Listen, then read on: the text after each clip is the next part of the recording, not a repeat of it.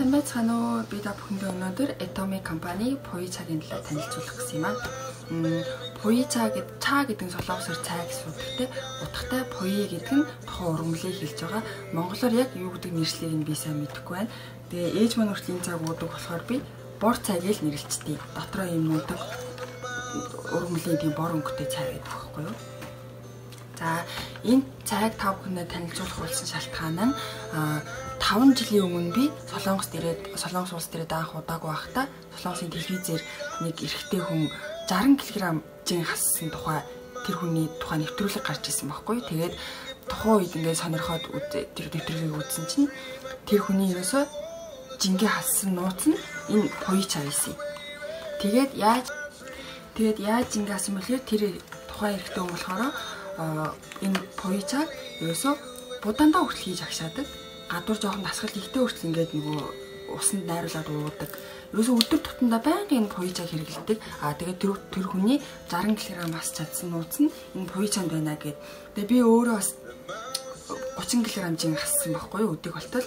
Тэгээд тийм учраас нөгөө жингээ хассан болохоор тэр жингээ яаж цаашаа хадгалж барьж нөгөө нэг жингээ хадгалж явах гэдэг дээр асар олон юм мэдээлэл олж цуглуулж өөртөө бас хэрэгжүүлж явдаг тийм дадал зуршилтай болохоор тэгээд 5 жилийн өмнө тэр цаг би анх мэдээд энд Poi цай гэдгийг мэдээд ууж хэрэглэдэг болсон. Одоо ингээд 5 дахь жилдээ ууж байгаа. За энэ цай маань өөрөө найрлаганда кальсан гэсэн тийм бодис агуулдаг бөгөөд тэр кальсан нь хүний биеийн одоо нөгөө гаднаас орж иж байгаа өөх тусыг хүний биед шингээхгүй задалж одоо нөгөө гаргах тийм үйлчлэгээтэй. Тэгэхээр ерөөсөө ялангуяа манай монголчууд шиг байнгын өөхтэй, тостой, махан төрлийн хоол иддэг. Эслэг ихтэй ногооноос илүү махан төрлийн хоол иддэг. Манай монголчууд шиг тийм хооллолтой, тийм улс орны хүмүүс бол уухад маш их тохиромжтой цай байгаа. Тэгээд хоёрдугаар гидсний үйл ажиллагааг сайжруулдаг. Гидсний үйл ажиллагааг сайжруулснараа хүний бодисын солилцоо сайжирна. Бодисын солилцоо сайжирснараа бид бүхний өтгөн хатдаг хүн бол өтгөн хаталт нь хэвэн болж цаашид бас өтгөн хаталтаас сэргийлдэг байх нэ. Тэгэхээр би энэ дээр нэг жишээ хэлэхэд манай хүү жоохон ингээд нөгөө гидсэн өгдөөд ингээд яхаа би энэ цаг уулгачдаг байхгүй. Тэгэхээр ерөөсөө гидсийнх нь өвдөлтөнд арилждаг. Им хэрэглэхээс илүүтэйгээр би ийм ургамлын байгалийн гаралтай ийм зүйлээр бас хүүгээ өөрийгөө гэр бүлийнхнийгаа бас ингэж нөгөө яах боддог байхгүй юу. За тэгээд мөн хөшрөлтийн эсрэг үйлчлэгээтэй гэж байгаа. Айрс хүртэл дотроосоо гэрэлтэд ирдэг гэд би өөрөө энийг өөрөө биеэр мэдэрсэн болохоор энэ цайны найрлаганд нь энэ ургамлын найрлаганд нь витамин Е, витамин С агуулгадаг учраас дотроос нь хүнийг одоо витамин С Эгээр хангаж арьсны эрүүл мэндэд хүртэл сайн нөлөөлдөг байна.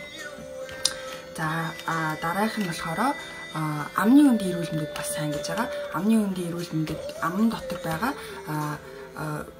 хорхой тэр бактери амн дотор байгаа бактериудыг бас устгаж өгдөг тийм давуу талтай юм цай байгаа. За тэгээд энэ бичлэгийнхаа төгсгөлд нь би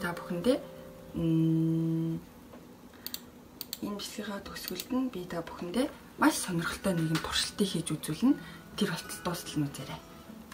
За мөн энэ цайны бас нэг давуу тал нь болохоор хор тавдраа сэргийлдэг. Хор тавдраа сэргийлдэг гэдэг учир нь хүний биед байгаа хорт одоо нөгөө гаднаас идэж ууж байгаа хүнсээрээ эсвэл одоо нөгөө хэрглэж байгаа бүх зүйл зэрэг хүний биеийг хоригдлож байдаг, хорыг задлаад гадагшлуулж байдаг энэ цай маань тийм найрлагатай байдаг. За хоёрдугаар хүүтний гаралтай өвчин гэж байгаа. Хүүтний гаралтай өвчний үед уuna гэдэг нь энэ Poi цай гэдэг энэ бор ургамал нь энэ ургамал нь өөрөө тийм халуун шин чанартай юм байна л да. Тэгэхээр ердөө үед их даардаг, гар хөлн хүүтэн байдаг, даардаг хүмүүс бас энэ цайг ууснараа биеинд одоо нэг биеийг халааж өгдөг байх нь л те. Тэгэхээр биеийг халааснараа хүүтний гаралтай бөөрийн өвсөл ч юм уу те хүүтний гаралтай бүх төрлийн өвчнүүдийг ингэж нөгөө урьдчилан сэргийлэх бас тэр өвчнийг эмчлэгээ бол ерөөсөө биш.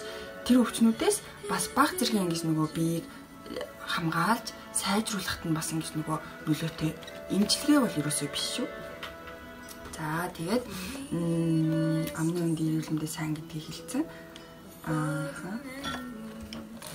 За мөн энэ цайнд нь кофеин бага хэмжээгээр агуулдаг учраас бид бүхэн өдрийнхөө хоолны дараа өдрийн хоол ингээд хоол хэтрүүлж изүйд жоохон манраал ирч үчгүй болоод буцаж хэвтэмэр болоод нэг тийм үе байдаг да. Тийм үед бас энэ цайнаас халуун нарыг найруулад уухад бас сайхан ирч хүчийг өгдөг байгаа. Тэгээд нөгөө кофе гэхээс илүүтэйгээр бас ийм ургамлын цагаар бас ингэж биендээ хичээл өгчөөл бас хэрэгтэй болов. Миний бол өөрийн тэр бол миний өөрийн үзэл бодол л та. За мөн бид бүхэн өдөр тутам байнгын одоо агаар эсэлтэлтэнд өртөж байдаг. Тэр эсэлт гэдэг нь ерөөсөө та бүхэнд хэлбэрээр ойлгох хамгийн нэг жишээ бол алимыг арилгаад хальсыг арилгаад жоохон байжгаад харахад ингээд нөгөө борлоод шарлаад юм уу нэг тийм толб тогтсон байж байгаа шүү дээ. Бас мөн төмсний хальсыг бас арилгаад тавьчихаар жоохон ингээд ил тавьчихаар харлаад ингээд нэг юм сааралч юм шиг хүрээ татцсан байдаг. За төмөр хүртэл гадаа байгаа төмөр хүртэл цаг өнгөрөх тусам зэвэрдэг шүү дээ. Энэ маань ерөөсөө агаарт байгаа чөлөөт артикал гэдэг зүйл нь тэр зүйлийг ингээд нөгөө эсэлтэнд оруулаад байгаа. Яг тэрнтэй адилхан тэр төмөстэй адилхан айлантай адилхан хүмүүс бидний бие хүртэл эсэлтэнд ороод сэвхдэг тий эсвэл нөгөө ямар нэгэн тоол бөөсөх. За тэгээд гэх мэтчлэн тийм хөшрөлтөнд ингээд тэр агаарын зүгээр агаарт байгаа амьсгалж байгаа агаараар бид нар чөлөөт артикалаар дэж эсэлтэнд өртөж байдаг. Тийм учраас хүний бие хөшрөлт явагдаж арьс унжиж хөшрөлт явагддаг бол энэ цайн тэр чөлөөт артикал хөшрөлтийн одоо нэг эсэлтэлтээс сэргийлж өгдөг ийм цай байгаа. Тэр ерөөсөө басны давуу тал нь энэ цайны өөрөө сайхан хөшрөлтөө сэргийлж өгөх нэ. За энэ одоо сүлд нь би та бүхэндээ товчлоод хэлэхэд энэ цайны ерөөсөө та бүхэнд танилцуулсан хоёр том давуу тал байгаа. Тэр нь холестерины хэмжээг бууруулж өгдөг. Манай монголчууд махан төрлийн хоол хэрэглэдэг их хэрэглэдэг хүмүүс бол холестерины хэмжээ биед маш их хоригдсон байгаа. Мэдээж холестерин багахан хэмжээгээр хүний биед хэрэгтэй байдаг боловч бага хэмжээгээр хэтрүүлэх юм бол одоо нөгөө зүрх судасны өвчлөл цаашлаад судасны нарийсэл мөн цус харгалт гэх мэтчлэн том өвчнүүдийг одоо үүсгэх тийм их суурь болж байдаг. Тэгэхээр энэ цайны нэг тал нь биеинд байгаа холестерин хэмжээг бууруулж, хоёрдугаарт гаднаас орж байгаа өөх тосыг биеинд өөх болохт нь шингээхгүй задалдаг байна. За би тэгээд энэ цайны яг өөх тосыг хэрхэн яаж задалж байгаа тэр биеинд шингээхгүй яг яаж орж ирж задалж байгаа тэр туршилтыг одоо би та бүхэнд хийж үзүүлье. Дараагийн хэсэгт анхаарлаа хандуулъя.